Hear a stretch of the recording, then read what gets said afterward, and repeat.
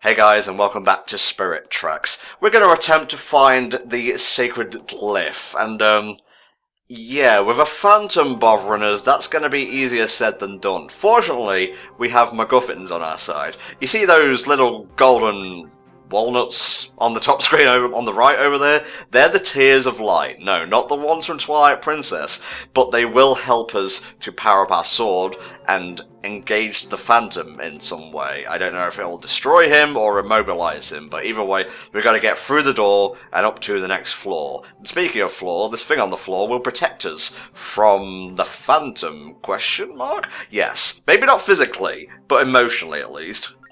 Oh, because it's all the emotional damage, the searing pain and scars that actually wound Link for days to come. The scars may heal, but the mental wounds forever. Coming soon, The Legend of Zelda therapy session. But, you're right, they're basically, the safe zone, where they can't see you, they can't hear you. Basically, your entire being ceases to exist to the phantoms when you're on these, tiles. Essentially. Sorry, Anjean, I didn't mean to take your whole spiel from you. I know that's all you pretty much have left in your old age. Your Twilight Princess years, as it were. How sad that we have a female character who's so involved in the plot, so active in the plot, and then you have Anjean, it's like, oh no, now you're the poorly written, not doing anything female character. I'm so sorry. Well, I won't call her poorly written, but she's keeping the Tower of Spirits going with her wheel magic, so she literally can't leave the place. Yeah. Well, I mean, she's not active, I guess is what I'm saying. Now she's the inactive female character in the game. She's what the Zeldas normally do. It's I can't adventure with you because I'm, like you said, I'm doing plot magic. Alright, now we've got our power-up. Let's see if we can deal with that Phantom. It says we can attack it. Never said anything about destroying it, so let's see how this goes. I'm Link, and welcome to Jackass!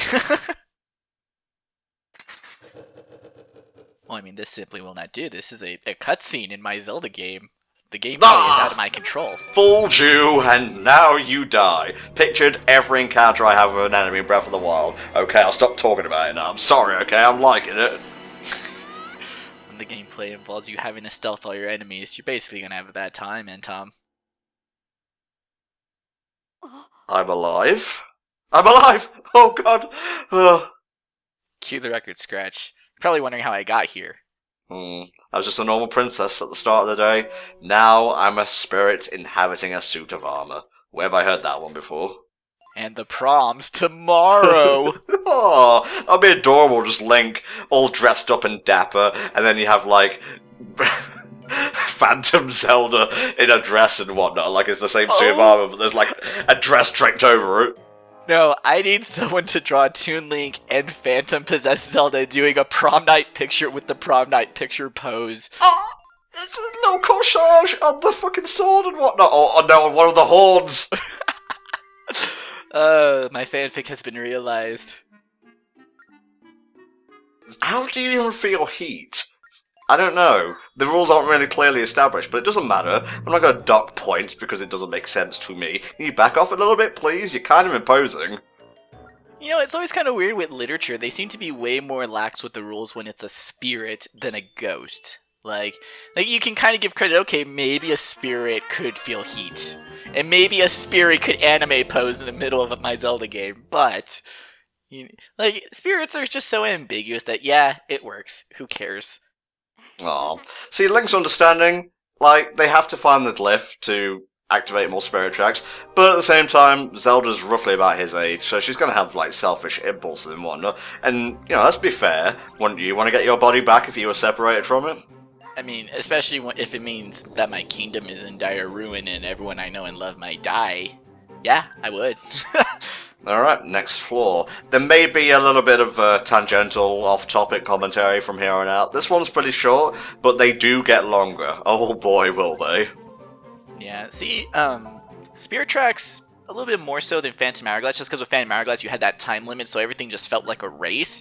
Spirit Tracks feels more like those old Windows puzzle games, where, you would do a puzzle room, and then level 2, and level 3, and it just, went on for, 800 levels. The one that I always remember was Chip's Challenge, where you just always had a different puzzle room, and then you just went on to the next one. I can't say I've ever played Chip's Challenge, but I'm sure if you talk to Hell Dragon, he'd know, because he loves all that old DOS crap. Yeah, and this other game just kind of feels like that. This is, and then the Iwata asked for Spirit Tracks. They mentioned that it was because a lot of the designers of this puzzles were, they were developers instead of like designers. Ooh. So there was sort of a different philosophy in terms of the puzzle design. You can kind of see it, like, Spirit Track puzzles are different than normal Zelda puzzles, even different from normal handheld Zelda puzzles. Yeah. And so I think it's really interesting. It is a different perspective in terms of puzzle design, even within the Zelda franchise. Alright, Zelda, I'm going to need you to not necessarily flirt with the Phantom, but distract it at least. See, what I need you to do is sneak by the water cooler, alright? Cool. You're just gonna ask him, hey Jerry, you got plans this weekend? When he says no, it's when you offer him the beer. You got it? Okay, go. So, you see Breaking Bad this week? It's been over for a number of years now. It was a rerun. I haven't seen the series before. So how about them internet memes? They're pronounced memes, thank you very much. Ah, damn, I've been spotted. Alright, let's have a little chat with the Phantom, because while he's facing this way, we're just not going to be able to get past. Thankfully, we've already been tutorialized in the means of distracting guards. You see, it's teaching you as you go.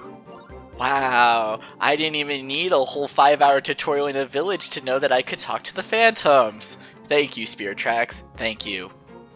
I'm kind of bored of being a knight, I guess. Just leave it here. See, this is probably the one thing I don't like, is that they just drop that, yeah, sometimes Zelda just can't possess. Oh well. And I know they kind of, characterize it by saying it's, she just doesn't want to be in the suit of armor any longer.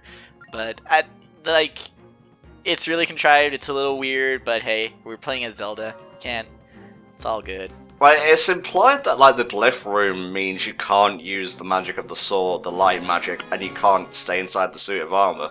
So I guess it works. Doesn't mean it's any less contrived, but at the same time, I don't give a shiz. Right, it's a Zelda game. I got my choo-choo. I mean, we're not choo-choo Link just yet, because we gotta wait to get that outfit.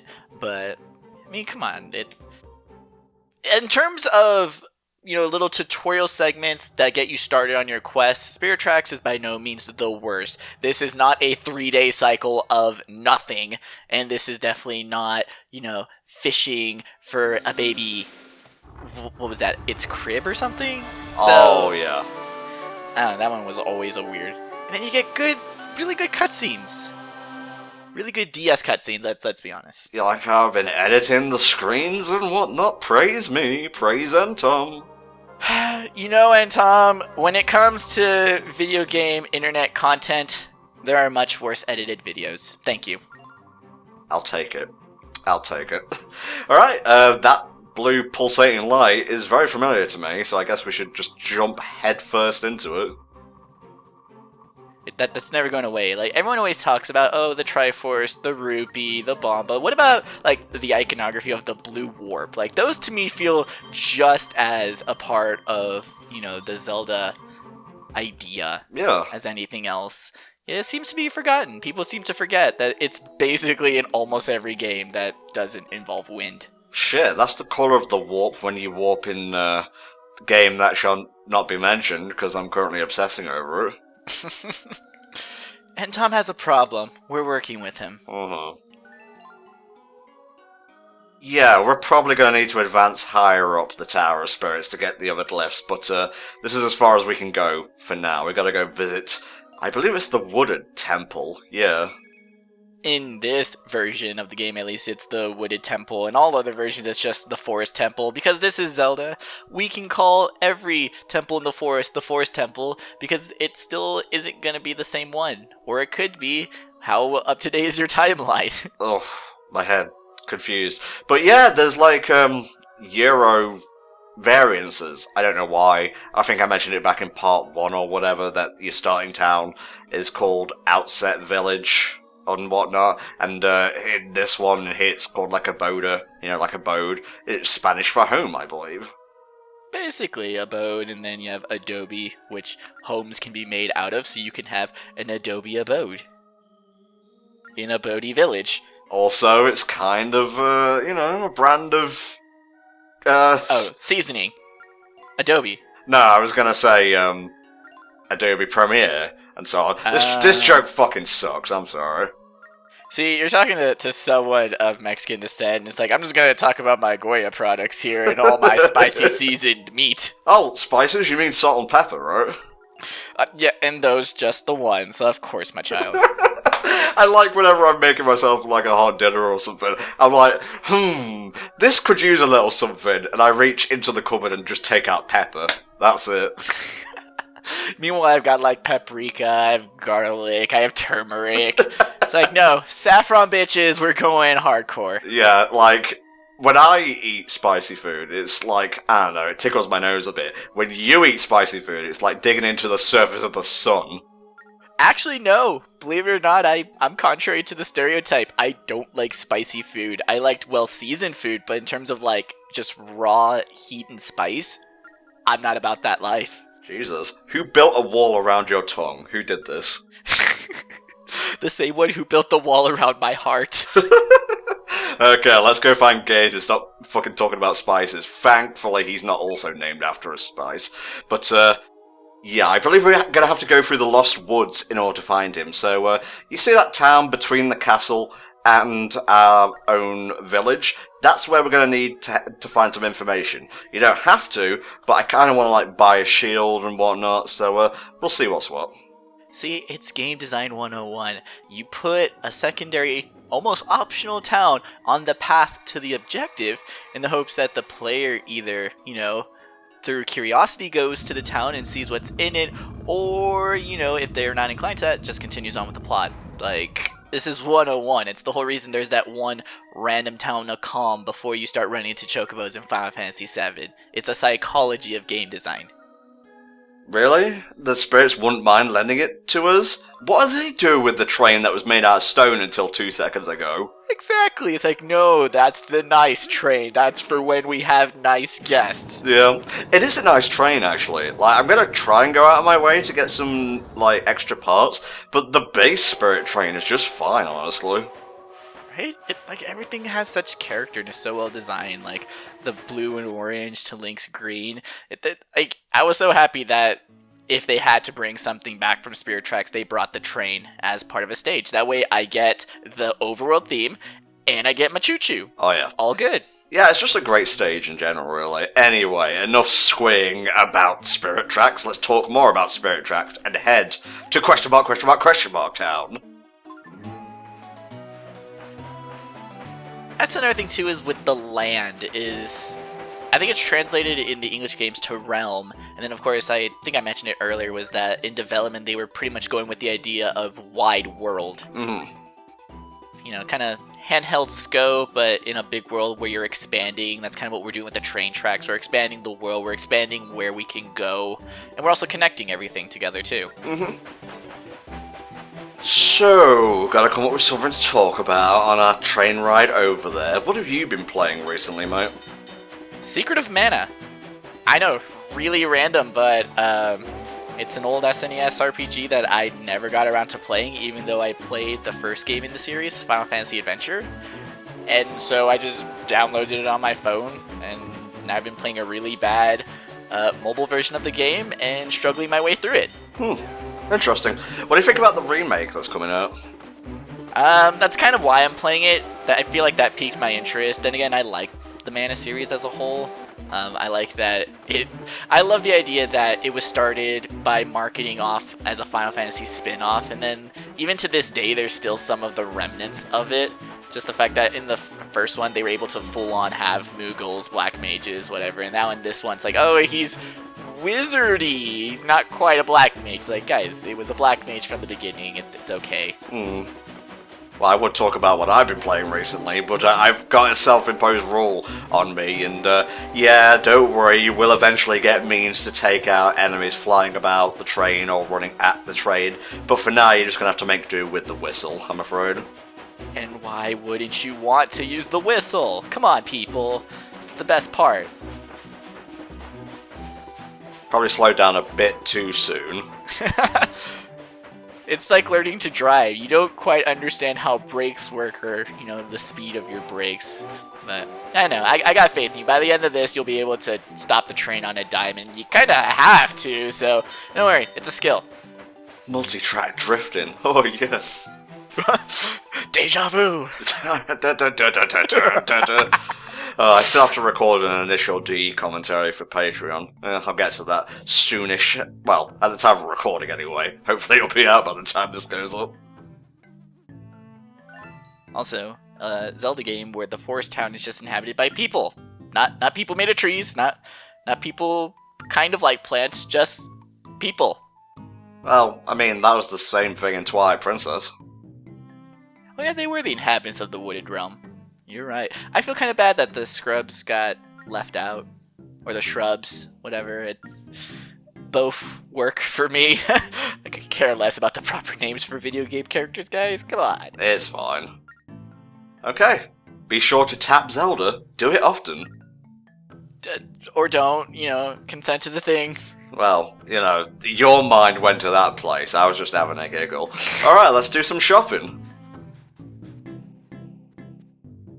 And I think this is one problem I may have with Spirit Tracks is that money is actually pretty valuable in this game. There's some expensive things that if you want to 100% this game that you're going to have to buy. I mean, getting the shield, I mean, they scaled the price down. It's just 100% this game can be pretty rupee expensive. Yes, yeah.